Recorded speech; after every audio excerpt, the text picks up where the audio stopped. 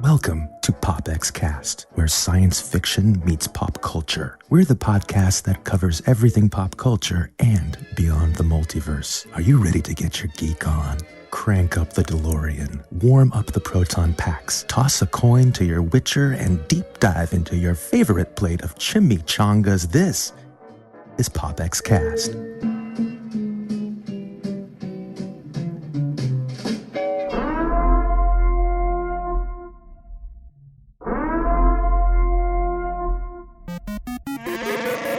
You are listening to POPX Cast, where science fiction meets pop culture.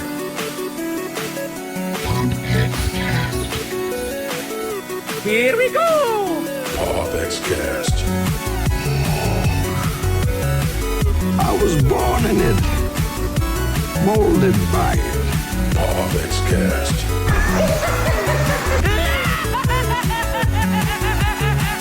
No strings on me. Autobots, transform.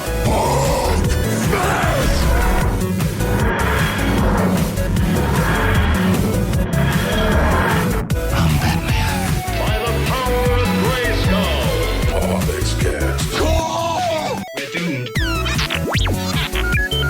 Goal here at Tyrell. More human than human is our motto.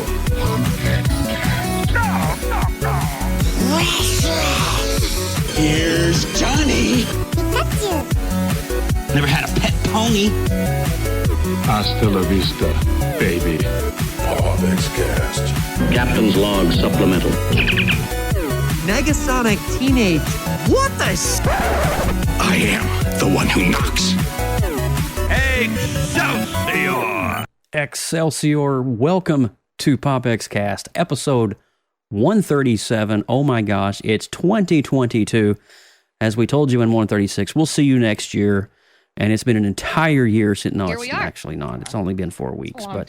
But man, Christmas was great this year. I mean, the holidays, the new year, we've had a great time here in the Burke household. How about in the other Burke household? How was your New Year's and Christmas and holidays? It was great. It was busy, full of snow, to the point to where I missed my screening for Scream because I of saw it. that. Yeah. You couldn't scream on the New Year. No, I couldn't, unfortunately. Couldn't There's been 2 snowstorms, and tonight they're giving another one, so we've been preparing for it. My God, you guys are just getting crapped on. Makes no sense. We're in Kentucky. This isn't supposed to happen. Yeah. We don't like snow here. You know, it's been a while. It's been a while though since Central Kentucky and Eastern Kentucky have gotten snows of the magnitude you guys are getting. So it's weird. About every 8 years, you guys are due for a big one. Yeah. You know, and it just so happens this is we've had 2. This will make maybe 3. Like, come on. Oh my gosh. Well, Lindsay, how about the Badger household? How was the holidays, girl? It was a magical time of the year as usual. We had like some snow dustings, but nothing really to blink an eye at. Just a little. Which I'm thankful for. Okay. I am not a fan of snow at all. Neither am I. So that was completely fine by me. I'm sure my children were disappointed though. Okay. Let's see. We've had Christmas, we've had New Year's, and we celebrated a birthday last weekend. So It's been quite a festive last few weeks. A festive last few weeks, huh? Yes. Yeah. So we got a little echo there. Hold on a second. I blink. I know exactly. Did you push a button? I know what the culprit is. I got the culprit right here. Please stand. I got a culprit. Oh my gosh. All right. It should be all right now. Guys, let us know in the chat. But that's cool that we all had a great holiday season. And you know what? 2022 is here. Like we said and promised, we'll be back in the new year. And we're back. And then there's been a lot of things to cover and go on. We're not going to spend too much time in the formalities of the opening segment just because there's a lot to talk about. A lot of stuff has happened in the past 2 weeks since the new year has happened. But with all that said, Austin Burke, are you wanting to roll back into your duties as always? Oh, man. It's just kind of a whole year. Kind of glide back into that there. Yeah, I think I can do it. All right. So, hey guys, welcome to POPX Cast, where science fiction meets pop culture. I'm Austin Burke, the Appalachian geek at heart. We would like to welcome everyone joining us live in the POPX.live chat room. come hang out with us and join the conversation at popxcast.com. If this is your first time tuning into PopX, the first 10 to 15 minutes or so, we run down the headlines since our last show last year, and then we deep dive into all things nostalgic on the Retro Rewind. At the halfway point, we hit on the show's topic, and today, oh boy, a little Cobra Kai action, all right? Got a little Cobra Kai action, and then on the Retro Rewind, 1982's TRON. Oh my gosh, it's going to be good. But also, too, I want to say right before I do my introductory formalities, PopX has officially turned 7. Guys, oh my goodness. We are 7 years old. Literally, I believe, if I'm not mistaken, our first show came out January the 27th with Jordan Woods Robinson. It was episode number 1. If you guys don't know that name, Jordan Woods Robinson was a concurring actor on The Walking Dead for about 3 seasons and was also a Blue Man in the Blue Man Group here in Orlando until Blue Man Group moved out of Orlando. But Jordan is still here in Orlando. So basically, Lindsay and Badger and I were sitting in a chat room one night in a defunct platform now known as blab.im. And we were like, hey, you're into geeky stuff. I remember that conversation. Joe's like, I've been pondering an idea. I've been wanting to do something for quite some time. I want to get back into podcasting, and what way better not to talk about comic books and pop culture and movies and series. And I told him, I was like, I don't know a darn thing about it, but it sounds fun. Let's go. And so 7 years old. So, we're only at 137 if you look at the counter right now, but it's because we only do every other week. And there was a year there we did every month, which means we were only pushing out about 12 or 13 a year. Yeah. So last year was one of our biggest years. We had 24 episodes in 2021. Because 2021 was like at the end of the pandemic, and we were just talking about, all these movies were coming out. There was so much happening, so many series. Yeah, it was a great year. Especially, WandaVision, Falcon Winter Soldier, Loki. It's a great year to be a nerd last year. But with all that said, I'm Joseph Burke, Central Florida's seasoned comic book nerd and retro enthusiast and founder of PopX Cast. And Lindsay and myself and a host of other amazing creatives on our weekly live streams over on the Creative Multiverse. If you guys are looking right here on the stream, you'll see there's a QR code right at the bottom right of your screen. You click on that QR code, you'll go directly into the Creative Multiverse Discord channel where you can find and connect with us. There's even a PopX Cast thread where we will post updates and show upcoming shows, things like that related to PopX. But come connect with us over there at the Creative Multiverse, and we're smack dab in the middle of our 3rd annual Artuary. Today is day 19. Can you believe it? Day 19. That's like it's almost crazy. 2/3 of the way. Today's down. word is sitcom. And sitcom. You can either draw Betty White, but for me, I'm drawing Alf. I'm drawing Alf. I'm going old school. Nice. But so I'll be doing that later tonight on Twitch. But that is it for me.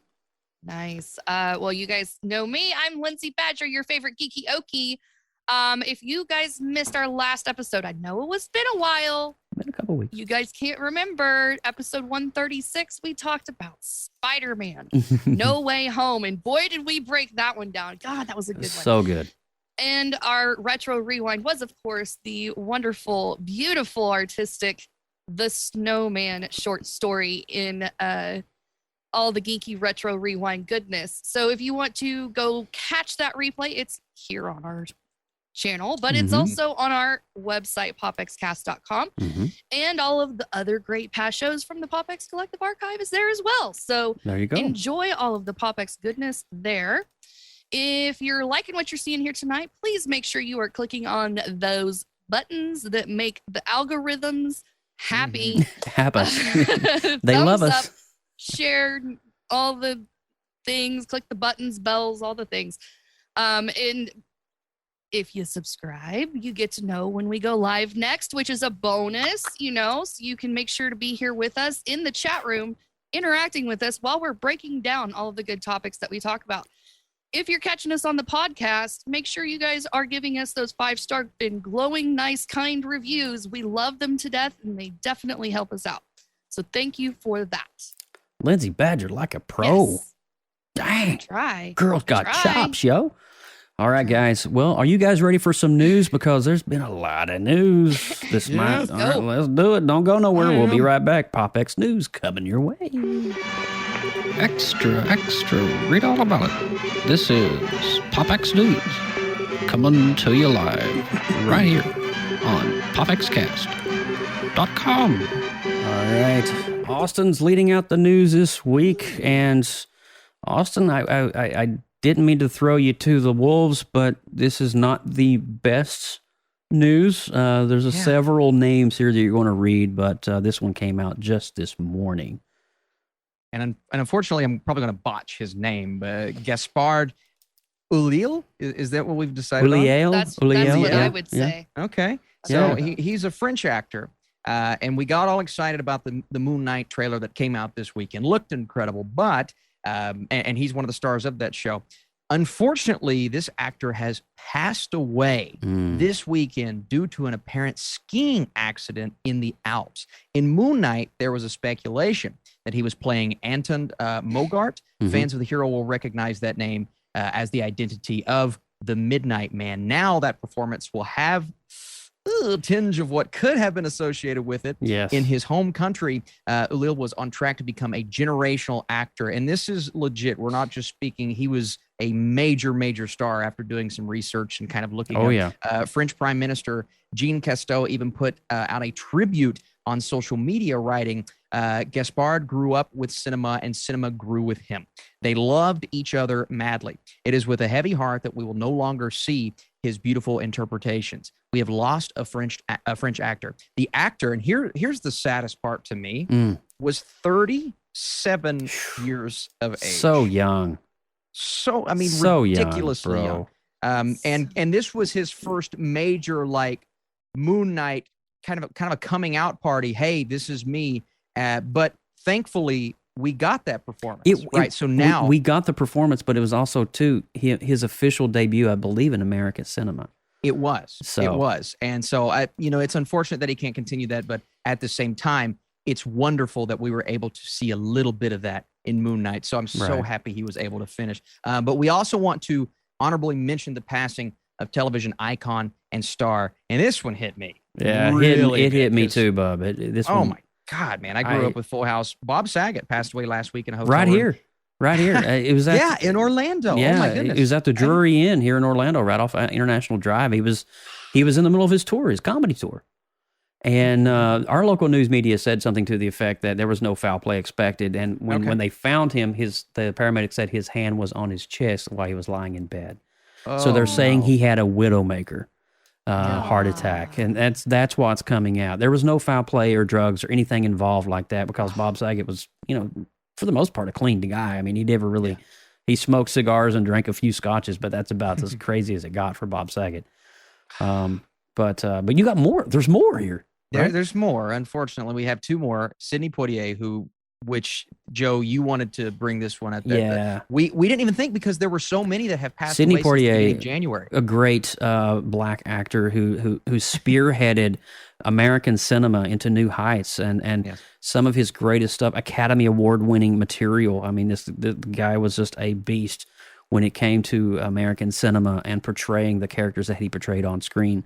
So, and in light, I know that this past week was Dr. Martin Luther King's, his anniversary. So I just think it was prominent that we as PopX, honor and mention Sidney Poitier as well.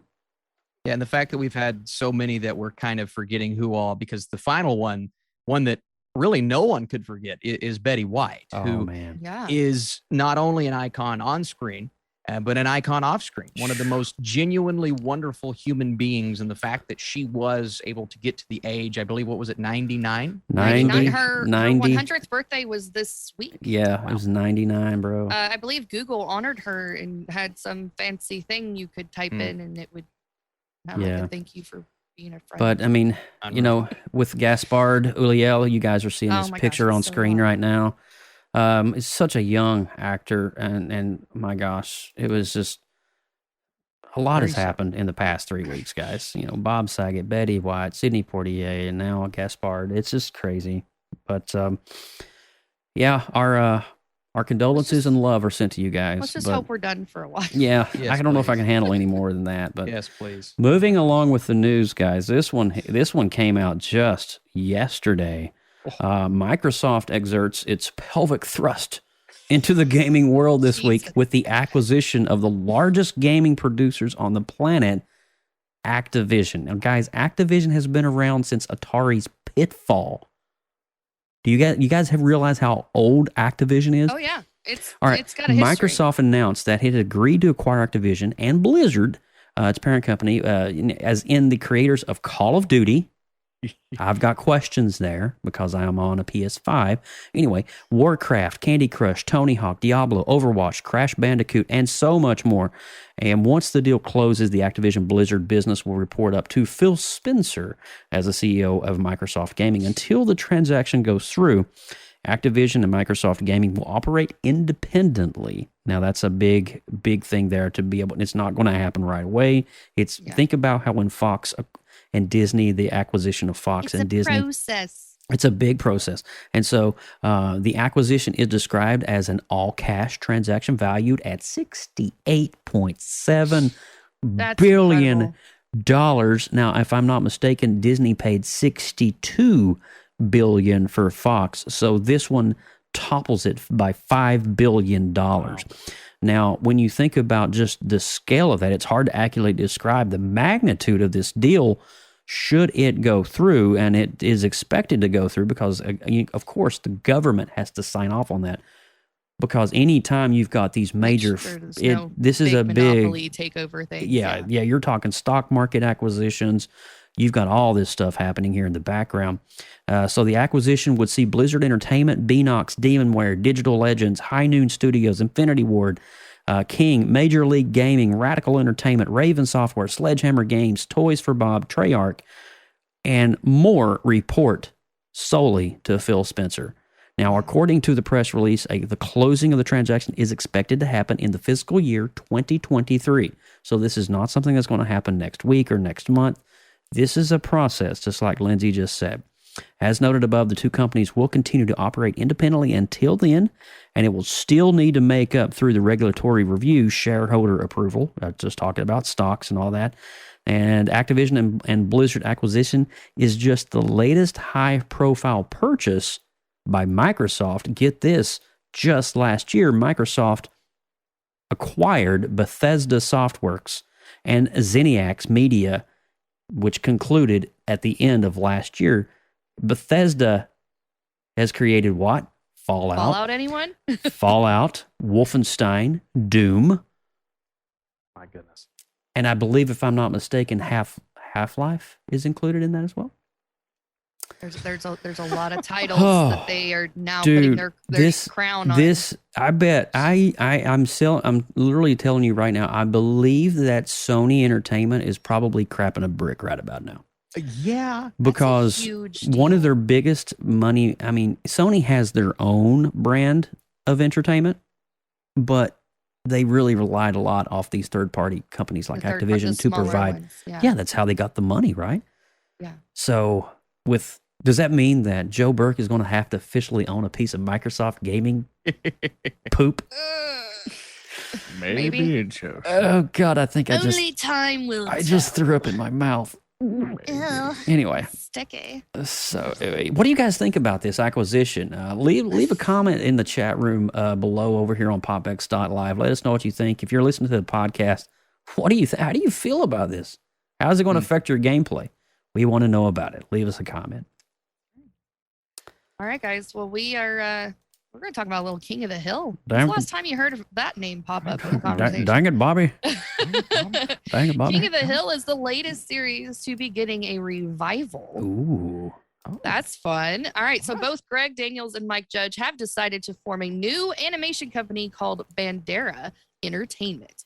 And it has a bunch of series in development right now, but none of them are bigger than King of the Hill, which one of the earliest members of the now iconic Fox animation block, Judge and Daniels, led fans through years of weekly stories about the Hill family. And of course, Adult Swim's programming block also ended with helping the show reach an entirely new generation of viewers. that continued life in syndication as a huge reason why we're here now talking about King of the Hill. Pretty much. In some comments in the Hollywood Reporter, Daniel says that they wanted in on the animation renaissance going on right now. We're very excited to be going into different tones and different styles and trying to expand the animation art form, Daniel's explained. We're in a golden age for content, right? That's animation too, and was one of the things we were talking about in founding the company. Let's push animation into all of these different genres. I think that's brilliant. I think it is too. Have you guys noticed the influx of animation and the different stylings? Well, use Masters of the Universe, for example. Yes, I was about to. Kevin Smith. The art in that is phenomenal. It's beautiful. Could you imagine though, King of the Hill done? Mike Judge has got his signature style. Our users are seeing it. It was formed out of Beavis and Butthead, essentially his style. Mike Judge is the creator and founder of Beavis and Butthead. And so, and Daria knows. Yeah, Daria knows. Oh my best. gosh, American Dad, the whole lineup. There's a ton of titles. But this excites me because I love me some Boomhauer, and I'm just excited to see Boomhauer back in new stories and new shows. So this is pretty awesome. Yeah. Marco over in the chat, Austin is the best. Marco, I really couldn't disagree with you. Austin is the best. He's pretty great. He makes my loins tingle with a fervent sensation. Moving I don't on. have any tingling, but he's still pretty cool. Yeah, there's a lot of tingling going on there. No tingling? No tingling? Okay. No. All right. Austin, what you got for us next? Sorry. I just wanted a tingle. Okay. Emmy-winning actor Louis Anderson is reportedly, we're bringing it back down a little bit, undergoing treatment for blood cancer. The news was confirmed by his representative to Rolling Stone, who revealed that he has been diagnosed with diffuse large B-cell lymphoma, the most common type of non-Hodgkin lymphoma. Anderson, whose work includes Baskets and Life with Louis, has previously been candid about his health, including 2 procedures in 2003 to correct an unspecified heart issue. I started the pandemic at about 370 or 380 pounds, depending on what I was leaning on, Anderson joked during an appearance on Conan in 2021. And now I'm 340. I'm trying to get to 275 so I can get into some of my mom's actual clothes. Louis Anderson, hey, we wish you well in your fight. That is a tough disease, man. Anytime you hear that, you just immediately start thinking about whoever's having to suffer through it. It's true. He's just one of those unforgettable personalities. He's a comic genius. Immediately who that is without even, Yeah, his voice. And our users are looking at an image right now. I actually met Louis Anderson. One of my many trips out to the Las Vegas Strip, Alex and I, and a host of Blue Man friends, we got to go crash his show and have some fun. We had our own Blue Man Group VIP box right in front of Louis Anderson, and there was many nods and pokes and prods about Blue Man Group and sexual activities that I can't mention on PopX Cast because Louis Anderson is Louis Anderson. But I got a picture. That's my wife and myself and some friends in the background with us in Las Vegas with Mr. Louis Anderson. Pretty awesome. Yeah, it's very awesome. But we wish you well, man, and I hope everything goes well. Yeah. I hate to hear that, but it is. I hear that the prognosis is good for Louis. So there we go. Great. All right, moving along here. We got one more for you, and then we're going to get into the retro rewind. This one now, guys. Yeah. All right, Lindsay, Austin, chat, everybody. Have you ever had an impulse buy? Oh, today. Today? No. In the past 20 days, 30 days. Okay. Oh, absolutely. All right. So this one is probably going to be an impulse buy once I mention you exactly what it is, because I actually ended up dropping $30 on it today.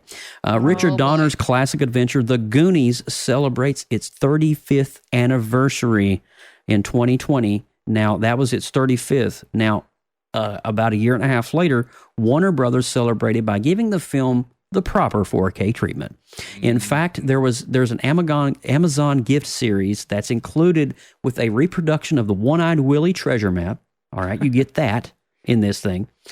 You also get, if I'm not mistaken, you get some buttons. You get an embroidered exclusive patch with the pirate logo on front of it.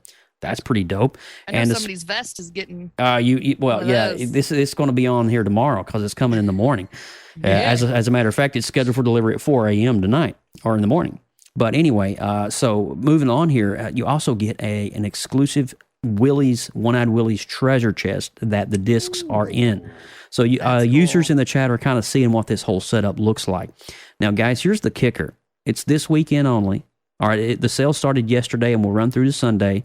This is usually $49.99. $29.99. I have the link already. It's already pinned in the chat. 5 easy payments. Now the 4K alone, the actual, they went through frame by frame, restored it professionally, properly. Great. They did the whole thing. It's usually $22 right now if you just buy the 4K. Sure. The gift set is $29. It's kind of a no-brainer. You kind of want to pay the $7 and get the whole thing. There is a digital code that's included. And now we usually don't promote or endorse, but we just did the Goonies on the Retro Rewind last year. And it's just kind of fitting that, you can purchase this right now on Amazon Prime for $29, guys, before tax. It's a heck of a deal. And so I wanted you guys to know about that if you're into the Goonies and some retro goodness. And if you got a 4K player and a way to see a 4K movie in your home, you got to get this, okay? Goonies is my friend Sam's favorite movie of all time. Dude. So I am legitimately going to buy this for him. I'm not. You need to. I mean, the link is right there in the chat. You can see it. I mean, you just click on it's an Amazon short URL. You go straight to it, buy it, bada boom, bada bing. Yeah. But guys, are you ready for a little retro rewind? Be kind, rewind. Let's Be go. kind, rewind. I like you, Lindsay Badger. Okay, we'll be right back. Retro rewind starts right now. Retro Rewind. Retro Rewind. Retro Rewind. The Retro Rewind, and ladies and gentlemen, we are talking about none other than TRON 1982. My gosh. Right off the bat, you guys need to know a few things about this movie that you may not know. And I actually wrote down a few things in my acquired vastness of retro nerdy knowledge. The film at its time was considered groundbreaking and has inspired several individuals in numerous ways. Now, one of those individuals, you may know this name, John Lasseter, head of Pixar and Disney's animation group, described TRON as being the film that helped him see the potential of computer-generated imagery and production of animated films. So stating, with his own words, without TRON, there would be no Toy Story. Ooh. That's pretty big. I like John. He's a good fella. He's cool, right? He's a cool cat. Yeah, and here's another one for you. I got two little tidbits here, two more. TRON is developed into a cult film that was ranked as the 13th in 2010's list of the top 20 cult films published by the Boston Globe. Now, that's a big accolade.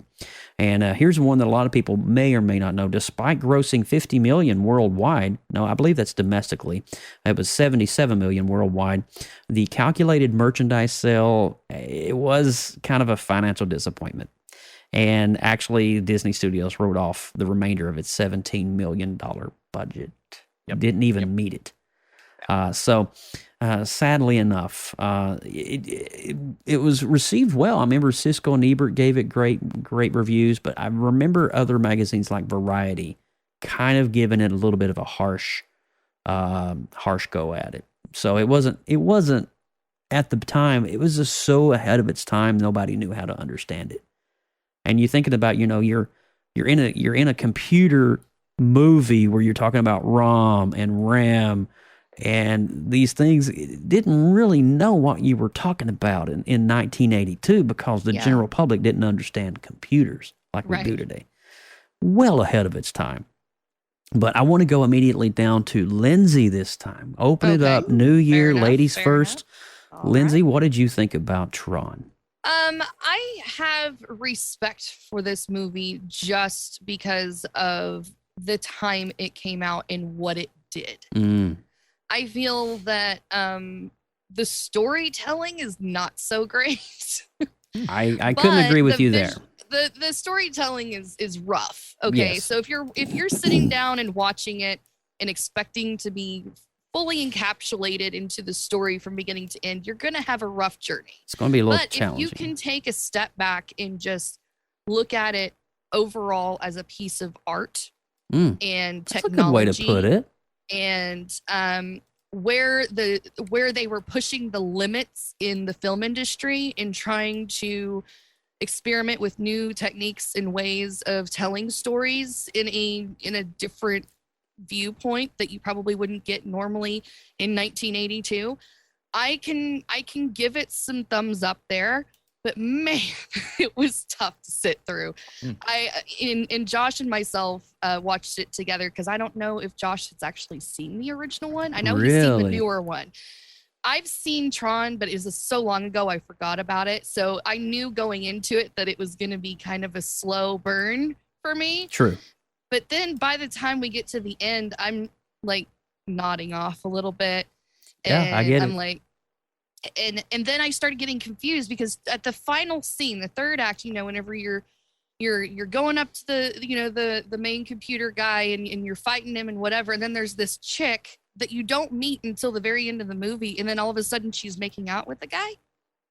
Like it's some love interest. It was just like very confusing, very quick, very sporadic, and I'm like not following the logical, point to point of the story. And I was just like, my brain kind of gave up on it. So, and I'm like, all right, we're done. Can I help you with a little bit of that?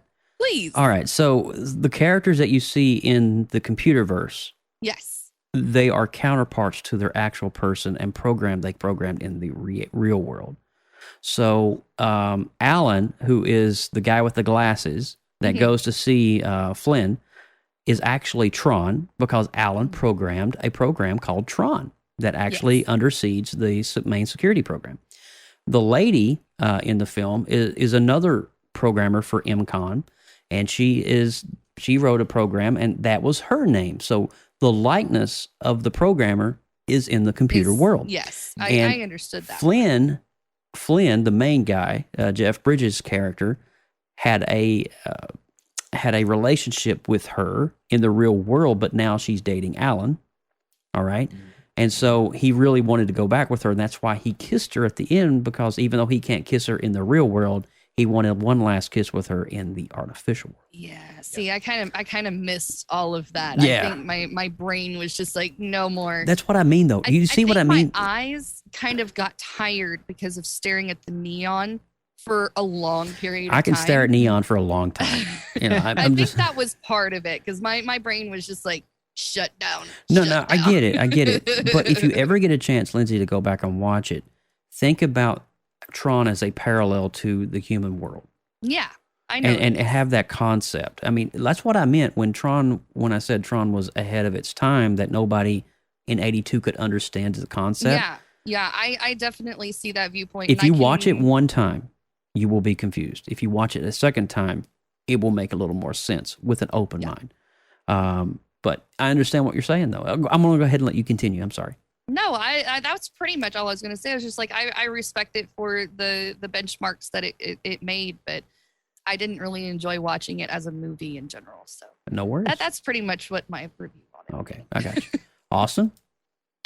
Yeah, so this is one that I hadn't seen in a long time. It was early days of high school when I watched this movie, because I had to prepare for Tron Legacy, which I still think the score / soundtrack to Tron Legacy is one of the greatest of all Amazing. time. Yeah. It's incredible. Yeah. It's incredible. And, being a little bit more of a modern, I think I enjoy the sequel more. But I also really like, going back and rewatching this one again after seeing that one more recently, kind of looking at it as a prequel. I appreciate what this was able to do. Now, in the same camp as Lindsay, I didn't necessarily think this was all that great. And I understand what you said about the storytelling, Lindsay, but I'm going to look at the story itself and say, even, the visuals, obviously, but maybe even the story is more ahead of its time than any aspect of this movie. Because what Joe was just saying, the idea of these individuals being paralleled in, it almost feels like in another dimension. Yeah. That's kind of the way they approach it. That was one of the most interesting sci-fi ideas I've seen in a while. And the crazy thing about this movie, you look at that aspect of the story, and then you look at the visuals, and I don't think the visuals hold up very well. They don't. No. But have you seen a movie like Tron, other than the sequel, since Tron? I haven't. No. You know what I mean? I haven't really seen. Now, we've seen movies take concepts from Tron, countless films like the idea of technology rising up against us. We've seen that idea plucked. The Lawnmower Man. The Lawnmower Man is a good example of that. Where Ready they Player use, One. yeah. Ready Player One is very similar in concept. Yes. Yes. So you can see, I think you can see the influences from this movie vastly amongst like early 2000s, early 2010s type sci-fi movies. And I think that's where I look at this film and say, you know what, that's actually really impressive, because these other films, they haven't replicated the exact formula. Yeah. They've taken from that formula. Yeah. And for Tron to do it in that way, that's why I was watching this movie, and obviously it's great to see Jeff Bridges early on. It's great to see. He was a sexy young man, wasn't he? He was. You should watch Starman. You guys should watch Starman with John was Carpenter. like, It's dang. great. I haven't seen Starman in a while. Dude, In a Starman's while. on Amazon Prime right now. It's Okay. it's a great feel good movie. Really. He's a beast. I mean, love he's a beast. I love And Jeff Bridges. Joe, you were talking about that relationship established. I actually really liked the chemistry between when they first have that encounter and he's coming out, putting a shirt on and all that stuff. And you can tell there's some tension, a little three-way relationship there, right? So for me, even though visually there's really nothing else like Tron, which I'm impressed with, for me, the more interesting stuff was what was happening outside of the Tron world, because that's kind of where you start to comprehend what's actually going on. So when they go back into the Tron world, it's a little much for me. It was a little too cheesy at times, a little too like, okay. Yeah. For me, it's like I look at Star Wars coming out and that doing it in the way that worked really well for me, and then this at the same time. But I go back to my original point. You can tell a lot has come from this movie, and seeing it now, being impressed with that aspect of it, I think it's one that, and we had the sequel, and even the sequel didn't do great, but it in itself has almost become a cult classic. To the point to where they actually recently announced a third movie starring Jared Leto. This was a couple of years ago, that hasn't been talked about ever since they bought Fox. But I feel like it's going to come back into the conversation eventually. So this franchise keeps going for a reason. Also too, and I'm going to say that Disney World Orlando is in about 4 months ready to launch the Tron roller coaster. Yes. And so there is going to be an entire land of Tron at the Magic Kingdom in Future World. And so it's going to be amazing. And that's one of the reasons why I haven't got a Disney Pass yet. I'm just waiting. I'm waiting. Now, it was something about, and I'm going to say this and then we'll move on to Cobra Kai. But there was some kind of, the graphics are cheesy. I mean, a way they're using kind of reflective tape to create those like glowing patterns. But again, at the time, crazy. Was really cool. It'd never been done before. I mean? It'd never been done before. Yeah. But I love the idea of like the identity discs and just, a user being able to go into the platform that they're building. And it's just crazy. And then, in Tron Legacy, we understand what happened to Clue. We thought Clue had died in Tron 1, but Clue actually rose to power. And Clue is a mirror image of Flynn, because Flynn designed him and programmed him to be and make and think exactly like Flynn. So it's really interesting. So I love what you said, though, Austin. A lot of these concepts, like Ready Player One, for example, are literally plopped and plucked right from the movie Tron, because, again, Tron was so far ahead of its time, nobody knew how to understand it or interpret it. What is ROM? What is RAM? What is Clue? What is a program? What is a master program? Right. Nobody understood that. We do now. But anyway, so let's go ahead and review this, and we're going to move into Cobra Kai because, oh my God, we got to talk some Terry Silver here. Lindsay Badger, what is your rating for Tron? 4.2. Okay, all right. I think it's on the low end. So, all right, Austin Burke. I'm gonna go rock solid 6 out of 10. I think 6 out of 10. It's a film that's fun to watch. I mean, again, I do wish I could have been more invested in certain aspects of the storytelling, but as a story, as an impressive piece of, you said it, Joe, art. Yeah. It's Pretty solid. Yeah, pretty solid. I'm going to go about a 6.5 out of 10. Okay. I do love the film. I love the. I think I like the story more than I like the visuals. Yes, I agree. I think that's fair to say. I agree. I think Tron Legacy was able to amp up the visuals with the story. They finally married the two, and they got it right. But that's it for us on the Retro Rewind. If you guys have seen Tron recently, the 1982 version, it's actually streaming right now on Disney Plus, which is where we all saw it, and so is the sequel, Tron Legacy, and the animated series as well. Be sure to head over there and let us know what you think about it in the popx.live chat room. If you're listening on the audio podcast, please drop us a comment or reply back on our podcast feed and let us know what you think about it, all right? So with all that said, they should have left Jared Leto in the house of Gucci. You guys heard John Jared Leto's accent in House of Gucci. He talks like a this. Oh no, it's like an animated Mario. Oh, no. Bring that into Tron 3, please. Oh no, that's not. No. That's like what is that? The Merovingian in Matrix. I want to get you. I want to get you so bad. Like that. Anyway, oh my gosh, it is so good to see everybody here hanging out in the chat room. I appreciate that. Are you guys ready for some Cobra Kai? Of course. Yes. All right. Well, guys, I'm going to roll the spoiler alert warning. If you have not seen Cobra Kai season 4, you might want to hit the pause button, watch it, then come back. All right. We'll be right back. Danger. You are about to enter a POPX spoiler alert. Beyond this point, there is no return. You have been warned. You have been warned, and warning. Let me send this message here. We got the chat rooms blowing up here. I want to say a huge shout out to John Parr from Barger. He's no stranger to PopX Cast. Got the Comics Clash hanging out with us. Michael Murray. We got Laugh with Jane. What's up, Jane? How you doing? And we got Harshit Sharma hanging out with us as well. Hey, thanks for hangs. Appreciate it. Can I give a shout out to John really quick? Please. John was getting really nerdy with me the other day. We did a little hangout on Patreon, brought some people on, right? And John and I were talking about one of our favorite movies from 2021. Okay. And it's called Coda, which is a beautiful film about a girl who lives in a deaf family. And the star of that film, who plays the young girl, John found out that the movie that we just talked about on PopX Cast, The Snowman, you know the guy who sang the song in The Snowman? Alid yeah. Okay. His daughter is the star of Coda, one of my favorite movies from last year. It's going to get an Oscar nomination because we were talking about how good of a singer she was. And John was like, listen to this nerd nugget. And he told me, and I'm like, oh my gosh, God, that is a What? nerd nugget. Out. So the his daughter of actually Alid, who a sang big-time Walking in the Air. Yes. Yeah. That's good going, Dude, he John. tied it all in. I'm like, Nerd John, nugget. My God. come on, man. I got to watch Coda now. What the heck? It's amazing. Where is it? Is it streaming anywhere? It is streaming on Apple TV Plus. I have Apple TV Plus. It's a girl who wants to be a singer. Her whole family is deaf, but she's pursuing her dreams anyway. Dude, beautiful film.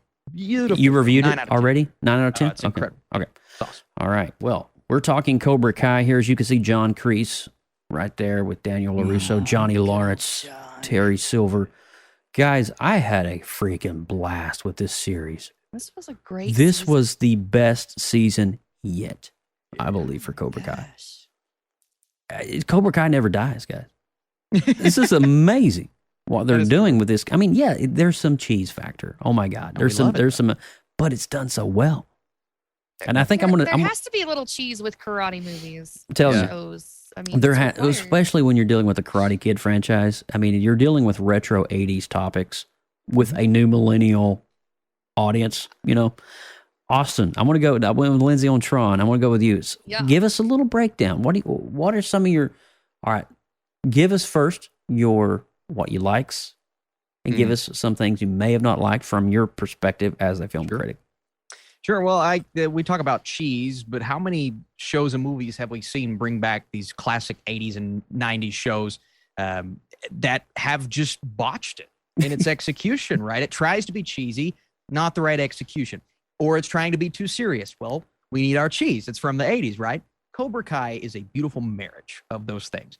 And we really haven't seen anything like it. And I don't know if we'll see anything else like it. It's awesome in that way. Now, this season was fascinating because where we end off in the season prior is Daniel and Johnny. They're now having to combine forces, come together, bring the dojos together, and go up against this huge, massive force in Kreese. And Kreese is, of course, bringing over people that have since left the dojos that we know and love. So joining, we think it's going to be this easy thing. And in the first episode, we already realize, oh gosh, it's going to be difficult because they don't get along. That's exactly right. Yep. And they make that very evident to the point to where later on in the season, they have a battle themselves, which was pretty cool. And they knocked each other out. There's no winner. I'm so glad you hit that because there's no equal. There's no one greater than the other. Did you notice there's a little yin and yang, a perfect balance? There is. Yep. All right, go ahead and continue. Oh, beautiful. And this, this whole show up until this point has been all about how am I going to take what I have been taught and apply it to my everyday life? Mm-hmm. This season, I think, goes a step further with that. Now I'm being taught two different things. So now I don't know if I go this way with Johnny or this way with LaRusso.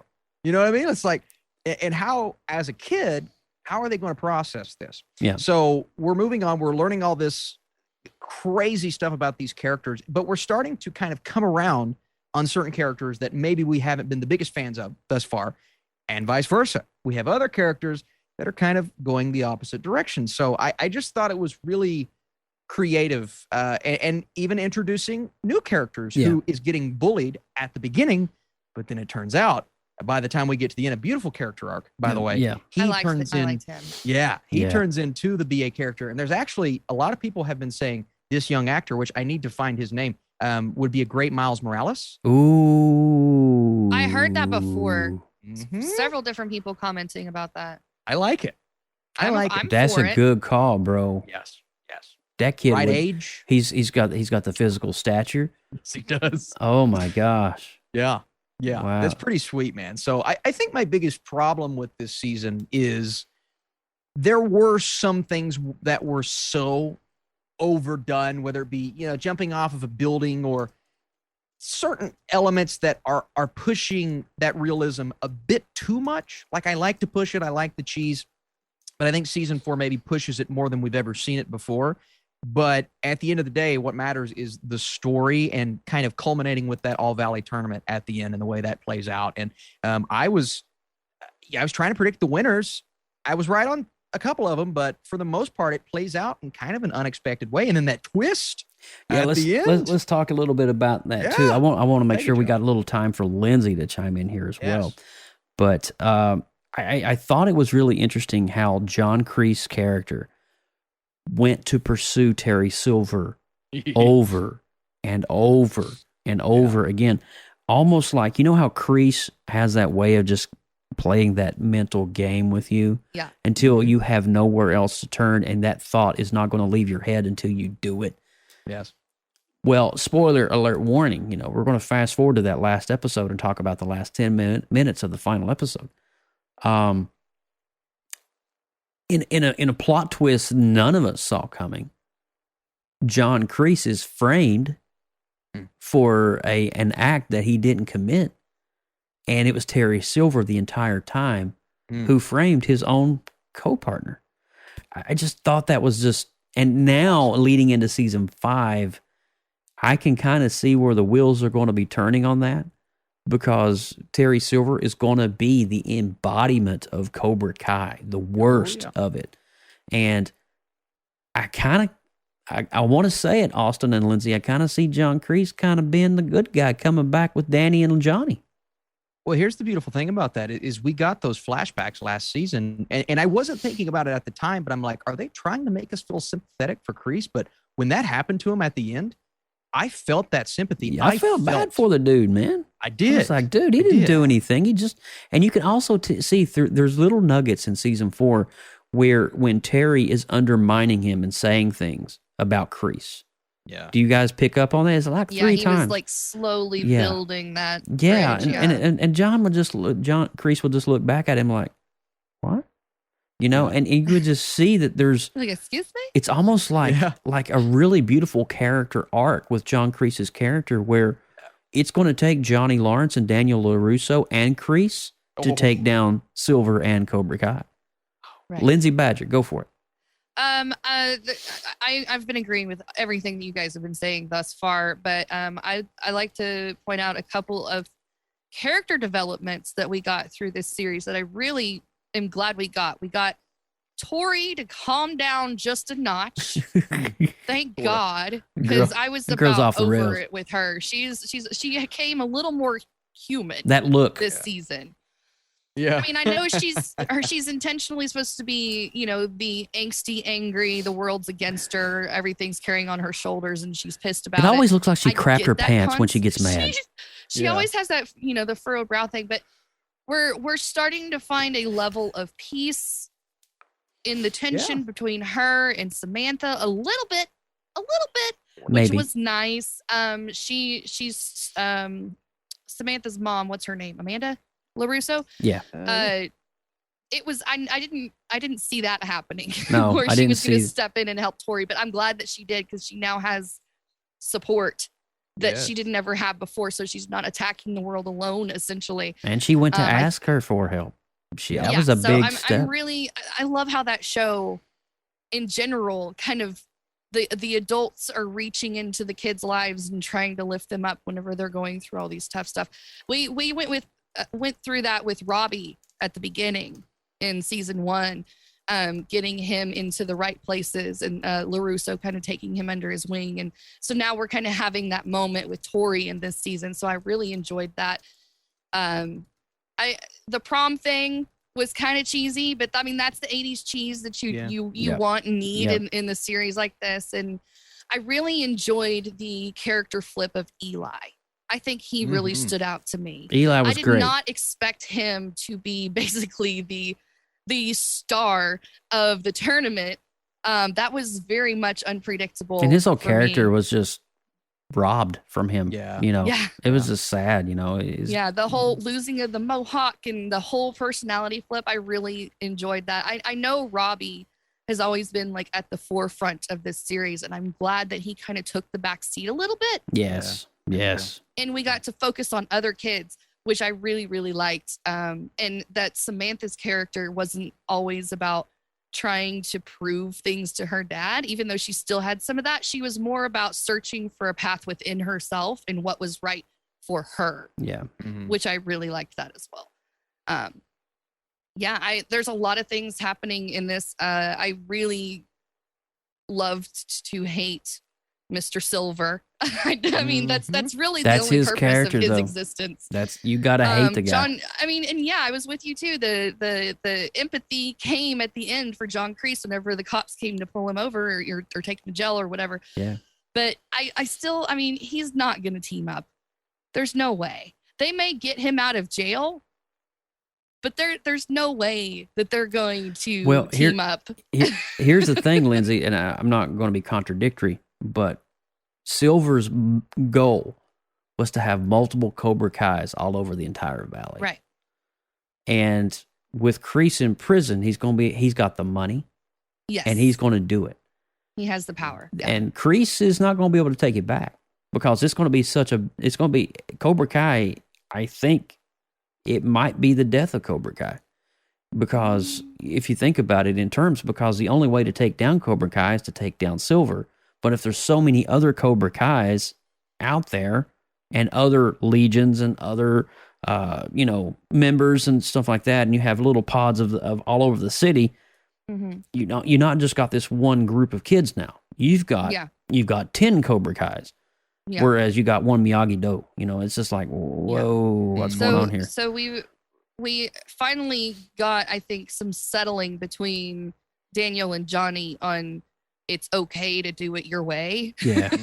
Which I really think was great moving forward. So we kind of got that beef out of the way a little bit. And I think they're going to embrace each other's techniques a little bit more in the future. So that bringing him in is a possibility. I just don't see him and Johnny working through that and getting along at all. Well, but I mean, Kreese may not have a big role in season 5. But one person that will have a big role in season 5. Did you remember the last 30 seconds when Miguel? Daniel is at the grave of Mr. Miyagi? Oh, right. And he's like, we're going to need everybody. We're going to need your help.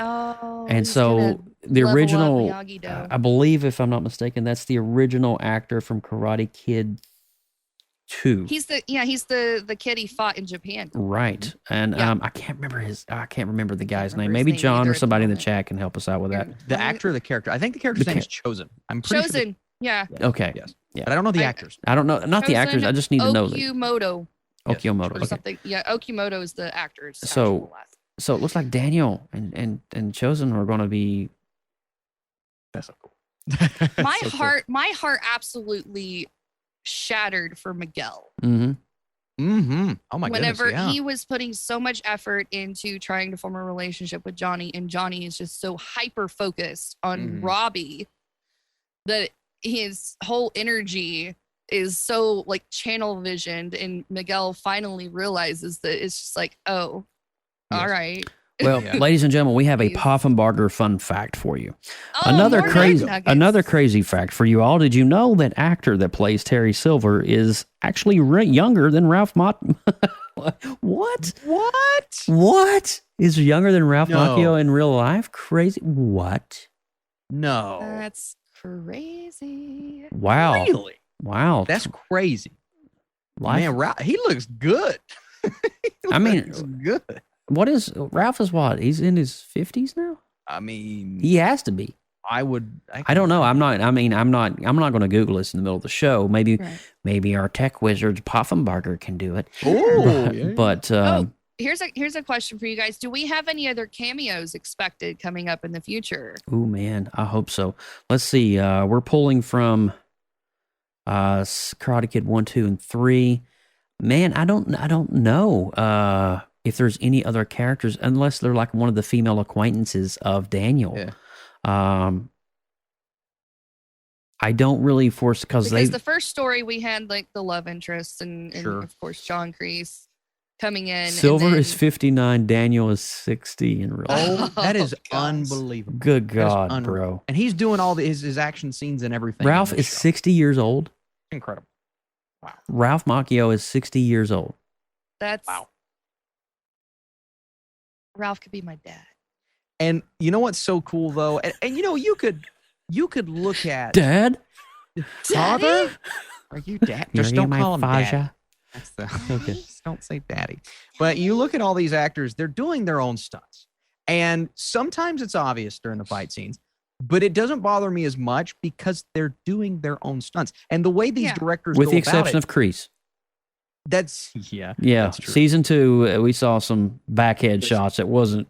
That's true. Yeah. But for the most part, I mean, you could tell that someone like a Terry Silver, maybe they weren't as seasoned as they used to be, but they're still getting them in there and doing it, man. And it's most shows and movies don't do this with all of their actors. A rare appearance by a stunt double. So and we're talking too, pretty much even Daniel's mother, who played in the original Karate Kid, has a cameo here. And every actor has been on board except, I forgot about Mr. Miyagi, of course, who passed away several years ago. But I mean, the legacy of that is obviously continuing on. But it's just an amazing franchise that we get to be alive to see something that is tapping on the heartstrings of the 80s kid inside of us, but also appealing to the youth of today. It's amazing, and it's a perfect marriage of, like you said, Austin, of cheese and fun, and nostalgia and modern, and appealing to the young people. I mean, this is great. Definitely relevant. It's very relevant. Thank you. That's the word I'm trying to juggle around in my head. Amazing. It's just good, and I think honestly, if a lot of shows would. If in this Renaissance, we were just talking about the Renaissance revival with King of the Hill and Mike Judge and all that, it would be good if they used Cobra Kai as like, this is how you do it. Yes. This is how it works, a balance. And I think that Cobra Kai is literally setting forth a template that is kind of wowing everybody at this point. And I'm loving every minute of it. I may go back and watch season 4 all over again. Mm-hmm. Speaking of which, I think our next episode is going to be on Boba Fett. We need to definitely talk about Book of Boba Fett because I haven't watched the latest today. I need to watch episode 4. Yeah. Don't spoil it, nobody. I'll be watching it tomorrow, so it's on. Okay. But guys, any closing thoughts or remarks on Cobra Kai season 4? Did I miss anything? Is there anything that we haven't talked about? I feel like we pretty well covered it. I don't think there was a lot missed there. I mean, we covered the tournament. We covered the dojos coming together and coming apart. Well, the tournament, maybe that too. The female lead and Cobra Kai finally won the Valley tournament. I liked the new categories they added, and they added in skills, like with skill-based, which is actually legit stuff. That was cool. Then catching the referee cheating at the end. Oh, that was shady. We can't talk about that too. Yeah, but that was Terry Silver's doing. Yeah, that was Silver's. That was Silver's doing. That fishy call there earlier in the battle, I'm like, man, that's, and even as a fan watching, I'm like, that's a bad call. But it turns out it was actually a paid referee. Boy. So the truth is going to come out that the All Valley ref is part of Terry Silver's back that'll pocket. That'll definitely affect things. That's going to be crazy. I can't wait season 5. It can't come any sooner. And be honest with you, I mean, come on. I mean, they need to do this stuff. But some shows I'm currently watching right now. I want to let you guys know what is on Job's Tube right quick. I am finishing up on Vikings. Right. John mentioned Carrie Underwood music. Oh yeah, that was video there. I forgot all about Carrie Underwood doing the opening ceremony. Oklahoma native shout out. Yeah, boy. What? But I'm currently finishing up Vikings. I'm on season 5, going into season 6. Vikings is amazing. I'm also watching Book of Boba Fett. I finished up Witcher 2 weeks ago. Witcher season 2, phenomenal. There's some good stuff out right now, guys. Some good stuff. But with all that said, you guys ready to review Cobra Kai season 4? Let's do it. All right, Austin, we'll go with you first. Any show that can survive 2 seasons on YouTube Red is impressive. You guys remember that? Because it was not a Netflix original. They bought it.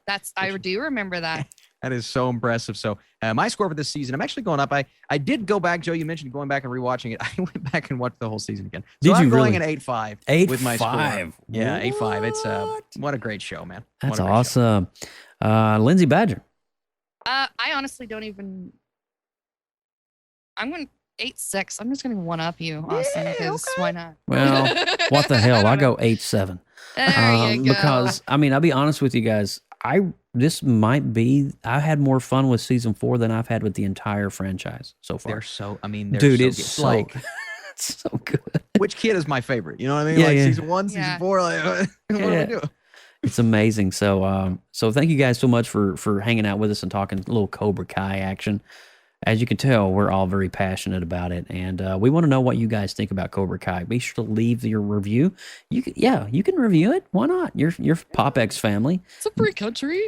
Drop that number in the chat room. Let us know. If you're listening on the audio podcast, hey, let us know in the chat. Leave us a comment on whatever platform that you're doing. Just respond back. I love Cobra Kai. I give it a blah blah blah, and we'll appreciate that.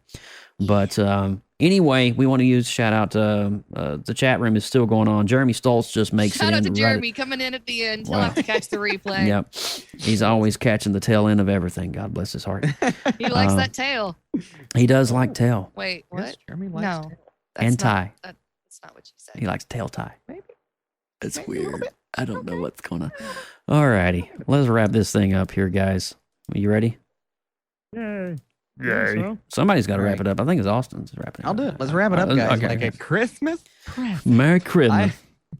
I'm Austin Burkout, the Burkinator. You guys can search and find me MySpace or something. We are part of a newly formed creative group known as the Creative Multiverse. For more great media, content, artwork, and more, find us on Facebook groups and now on Discord at the Creative Multiverse. If you are a creative, produce content, or have a talent, we want to see it. Show it. And we would like for you to share it with us in the multiverse. Man, multiverse, that's a popular concept right now. You like that? All right, so I like that. Well, there's lots of things. It's a lot of things and things and things. Appreciate it. Yeah. Speaking of multiverse, we're on multiple social media platforms. If you'd like to find us, we're on Facebook, MySpace, and Instagram, and Tumblr. We're on Twitter. MySpace. I think we're even on Pinterest. If you look, I'm not 100% sure. I think we are on Spin. The handle's at PopXcast if you're curious. Also, we do take emails if you want to send us any comments or suggestions that way. Nobody emails me, Lindsay. Well, I mean, that's sad. Someone please email us. I mean, I don't even. I only check my email like once a week. Anyway, I did get an email last week for penis enlargement. Oh, well, they can send all the penis enlargement promotions. That was an accident. I was trying to forward that to Madison. Sorry. Austin, don't be showing up in my box like that, bro. Oh, my God. Sorry, guys. Anyway. Stay out of Joe's box. God. That's right. Wrong all right. You guys know where to go for all the good stuff, feature, past shows, all the things. Make sure you go to our official website, www.popx.com. That's it. And of course, I am Joseph Burke, aka at Joseph Burke Arts, all over social media. It's not too difficult to find me if you know how to find me. And of course, hats off to my amazing family here on the screens with me, Team PopX, Lindsay and Austin. I love you guys. You complete me. You make my life worth amazing chimichangas. I appreciate that. And so that's it for this episode of PopX Cast. We will see you next time in 2 weeks for episode 138. And we're going to be talking about the Book of Boba Fett. Now, the retro rewind is yet to be determined. So we haven't figured that out just quite yet. But we do know we're going to be, by the time we reach that, Austin, is Book of Boba Fett 6 episodes? That's a good question. I am going to run under that assumption. So I think. Okay. You know what? Let me IMDb it. IMDb it right quick before we log. I want to know. By while your request Book is of Bob processing. Fett. Thank you. Okay. We have 7 episodes ending on February 9th. That is the finale. 7 episodes. All right. So there we go. We will have something to talk about. Faux show. But from all of us here at the Funny Farm, we'll see you next time. Take care. Bye-bye. Bye, guys. That's his nipple. Oh, wait. I mean, that's Batman. I'm scared. That's Batman's nipple. From everyone at PopX Cast. Thank you so much for listening. Have a good one, guys. Please subscribe to our YouTube channel and click that notification bell so you know when we go live next. Drop us an email, popxcast@gmail.com. Throw us up a like on Instagram and all those other social media outlets at PopXcast. Until next time.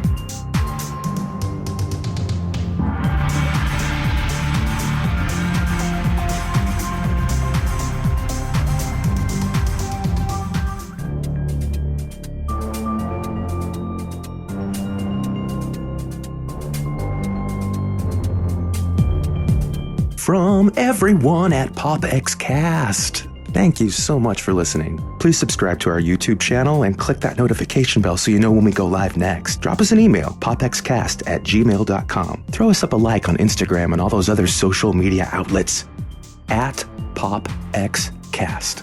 Until next time.